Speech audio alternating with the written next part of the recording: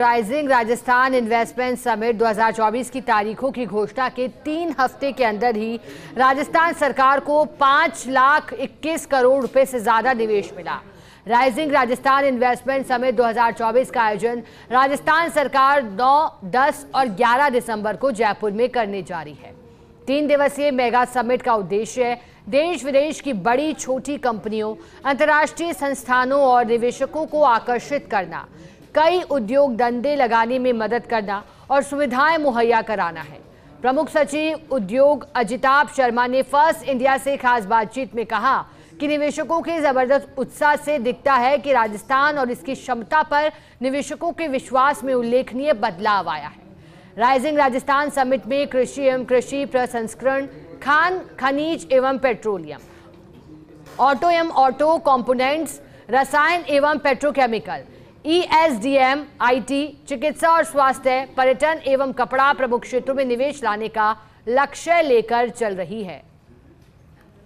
राजस्थान के आर्थिक विकास को नई उन्नति देने के लिए, या यूं कहा जाए कि राजस्थान के आर्थिक उन्नति को गति देने के लिए राइजिंग राजस्थान समिट की जा रही है और इसकी तैयारियां जोर शोर से चल रही हैं। हमारे साथ मौजूद हैं अजिताभ शर्मा जी। सर, किस तरह से रहने वाला है, क्या रोड मैप बनाया गया है, क्या कुछ रहेगा और क्या बदलाव आने वाला है राजस्थान में? जो 9, 10, 11 दिसंबर 2024 को इन्वेस्टमेंट समिट होने जा रही है, उसमें एक हमारा ये प्रयास है सबसे पहले तो कि जो ऐसे औद्योगिक घराने हैं जिनके उनके बड़े एक्सपेंशन के प्लान्स हैं या डाइवर्सिफिकेशन के प्लान्स हैं या जो मतलब नए प्रोजेक्ट्स में जाना चाहते हैं, तो हमने ऐसे सभी औद्योगिक घरानों की एक सूची विभिन्न स्रोतों से लेकर के तैयार की है। और हमारी ये कोशिश है कि जो हमारे रोड शोज़ होंगे उसमें जो एक तो जो डोमेस्टिक रोड शोज़ हैं जो देश के अंदर ही है, और कुछ हमारे जो इंटरनेशनल रोड शोज़ हैं बाहर जहाँ जहाँ डेलीगेशंस जा रहे हैं, जैसे Japan, south Korea, UK, Germany हो गया उदाहरण स्वरूप, तो वहाँ के रोड शोज़ में वहाँ की जो बिज़नेस एसोसिएशंस हैं उनसे भी हम हमारी एम्बेसीज़ के माध्यम से, जो हमारे मिशंस अब्रॉड हैं हिंदुस्तान के, उनसे भी चर्चा की जा रही है। ऐसे बिज़नेस ग्रुप्स को आइडेंटिफाई किया जा रहा है और उनसे फिर वहाँ 1-to-1 मीटिंग होगी और उनको एक तरीके से शोकेस किया जाएगा कि राजस्थान में आने के क्या क्या लाभ हैं, क्या फ़ायदे हैं, यहाँ की नीतियों में क्या प्रावधान है और जो उनके बिज़नेस के या इंडस्ट्री के सेक्टर्स हैं उनमें किस तरीके से ये नीतियाँ मदद करती है। और अगर उसके आगे उनकी कोई और रिक्वायरमेंट्स है तो हम ये भी कोशिश करेंगे कि उनको समझ पाएँ और आवश्यकता अनुरूप आगे यदि नीतियों में किसी प्रकार का मॉडिफिकेशन की या कोई संशोधन की या चाहे नई नीतियों की आवश्यकता है तो ताकि उस पर भी हम समय रहते काम कर सकें। देखिए, इस समिट की अगर कहा जाए कि सफलता की कहानी अभी से लिखी जाने लगी है। लगभग ये मानिएगा कि $62 लाख के करीब आपके MOU भी आ चुके हैं प्रस्तावित और कई लाइन के अंदर लगे हुए। ऐसा क्यों राजस्थान की तरफ ये सबकी निगाहें, वजह क्या है? अभी तक हमें लगभग 5,80,000 करोड़ के जो MOU के निवेश के प्रस्ताव प्राप्त हो चुके हैं और उसमें विशेष ये बात है कि वो सभी बिजनेस सेगमेंट्स हैं। ऐसा नहीं है कि वो 1-2 सेगमेंट से ही आ गए हैं, वो काफ़ी डाइवर्सिफाइड नेचर के MOU इंटेंट्स हैं। उसमें तो मैं कहना चाहूँगा कि पिछले जो 6-7 माह में हमारी टीम ने माननीय मुख्यमंत्री महोदय के निर्देश के अनुरूप और समय समय पे मुख्य सचिव महोदय भी समीक्षा करते रहे कि विभाग में जो नीतियाँ बन रही है या जो उसके अंदर काम हो रहा है कि उसमें एक बिहेवियरल चेंज भी लेकर के आया जाए। किस प्रकार से जो इंडस्ट्रियलिस्ट हैं, जो बिजनेस पर्सनस हैं, हम उनसे कैसे बात करते हैं, उनकी समस्या को कैसे सुनते हैं और उसका हम क्या जवाब देते हैं। जो चीज़ हो सकती है उसको करने का प्रयास करते हैं, जो होने में किसी प्रकार की कठिनाई होती है उसके बारे में उनको कम्युनिकेट किया जाता है। और मुख्य रूप से तो हमने ये कोशिश की है कि जो देश के अन्य राज्य हैं हम थोड़ा एट पार हमारी नीतियों को कैसे लाएं उनसे, ये कुछ ऐसे परिवर्तन है। और जैसे हमने, मैं कहूँगा कि एक कमेटी बनी हुई है, जैसे मेरी अध्यक्षता में स्टेट लेवल स्क्रीनिंग कमेटी जो फिस्कल इंसेंटिव्स सैंक्शन करती है, तो हमने 2 चरणों में उसकी मीटिंग करके हमने एक तरीके से आप ये मानिए कि सारी पेंडेंसी नील कर दी और लगभग 17,000 करोड़ के निवेश प्रस्ताव थे जिनको हमने 2 बार में बैठ के ही पूरा कर दिया और उसके मिनट्स जारी कर दिए और उन मिनट्स को हमने वेबसाइट पे अपलोड कर दिया। तो ये ऐसे कुछ छोटी छोटी चीज़ें हैं जिससे मैं ये मानता हूँ कि जो बिजनेस हाउसेज हैं, जो औद्योगिक जगत है, उसमें एक थोड़ा सकारात्मक संदेश गया है विभाग की कार्यप्रणाली के बारे में। देखिए, राजस्थान की अगर बात की जाए तो एनर्जी सेक्टर हुआ या फिर अपन मान लें कि स्टोन वाला सेक्टर हुआ या फिर टूरिज्म सेक्टर हुआ, इसके अंदर ज़्यादा एमओयू आ रहे हैं, बाकी और में कम आ रहे हैं। क्योंकि लास्ट टाइम भी देखा गया था कि ग्रीन एनर्जी के अंदर ज़्यादा एमओयू आए हुए थे और वो हालांकि 50% धरातल पे उतरे, 50% नहीं उतर पाए। उसको सुनी सभी सेक्टर में निवेश हो, उसके लिए क्या प्लान है? देखिए, मैं मतलब उस पर बहुत अभी, बट आपको मैं ब्रीफ में ज़रूर बता सकता हूँ कि बेसिकली हमने ये कोशिश की कि जो पूरा एक बिज़नेस इकोसिस्टम है स्टेट का, तो उसमें जो फोकस एरियाज़ हैं, जो थ्रस्ट सेक्टर्स हैं,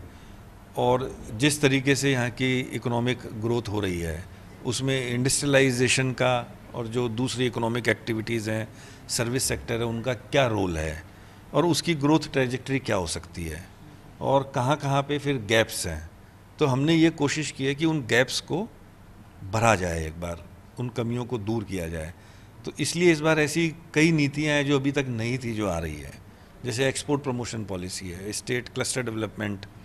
स्कीम है, फिर आपके private industrial park facilitation scheme है, फिर इसी पैटर्न पे आप देखेंगे वन डिस्ट्रिक्ट वन प्रोडक्ट को प्रमोट करने की स्कीम है, aggregation of private land bill एक जो लाया जा रहा है, वो भी एक तरह की ऐसी स्कीम या योजना है। ये काफ़ी कुछ नई चीज़ें हैं। फिर साथ ही जैसे डेटा सेंटर पॉलिसी है, फिर लॉजिस्टिक्स पॉलिसी है, ये एग्जिस्ट ही नहीं करती थी राजस्थान में, ये थी नहीं। तो ये हमारी ये कोशिश है कि एक पूरे बिजनेस इकोसिस्टम को, उससे संबंधित जो विषय है या आप उसे समस्याएं कहें या आप उसको आवश्यकताएं कहें, वो हमने कोशिश की है कि हम उसे पूरा करें। तो मैं समझता हूँ उसका निश्चित रूप से ये नतीजा आएगा कि काफ़ी वेरीड सेक्टर्स में इन्वेस्टमेंट के प्रपोजल्स हमारे पास आएंगे और कुछ आने शुरू भी हो गए हैं। सर, सवाल तो ये है कि सब जानना चाहते हैं आखिर वो कौन कौन से बिजनेस घराने हैं जो राजस्थान की धरा के ऊपर निवेश करने को आतुर हैं या करने वाले हैं। देखिए, ये अब वैसे third party business related information है, तो मैं वैसे तो अभी उसके बारे में ज़्यादा विस्तार में नहीं बता पाऊँगा, बट कुछ एमओयूज धीरे धीरे साइन होंगे तो आपको उसकी जानकारी मिल जाएगी। और बट मुख्य ये है कि जो अधिकतर बड़े बिजनेस हाउसेस हैं, मैं ये कह सकता हूँ कि they will become partners in the growth of state of Rajasthan. कितना का लक्ष्य रखा है निवेश का और कितना रोज़गार इससे क्रिएट होगा, क्योंकि रोज़गार भी मिलेगा साथ ही बेस भी बनेगा? देखिए, ऐसा कोई जो लक्ष्य रखने की बात है वो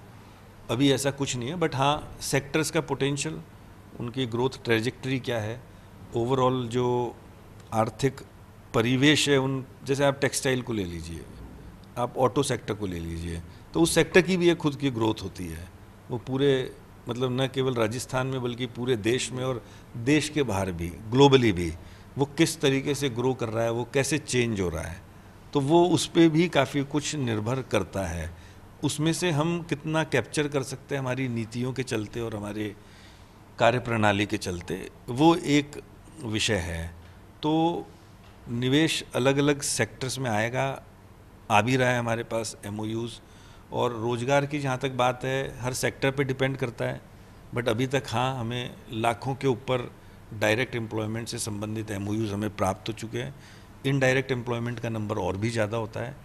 कहीं पे डायरेक्ट एम्प्लॉयमेंट कम होता है, कहीं पे ज़्यादा होता है।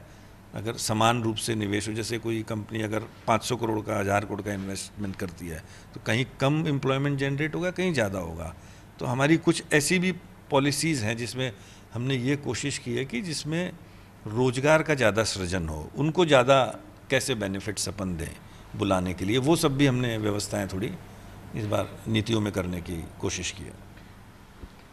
राइजिंग राजस्थान के बाद नए राजस्थान का उदय होगा, ऐसा दावा किया जा रहा है, जिसके बाद न केवल राजस्थान आर्थिक तौर पर सशक्त और मजबूत होगा, बल्कि रोजगार के नए अवसर भी राजस्थान में पैदा होंगे। कैमरा पर्सन तीरथ के साथ Ziauddin Khan, first India news, Jaipur.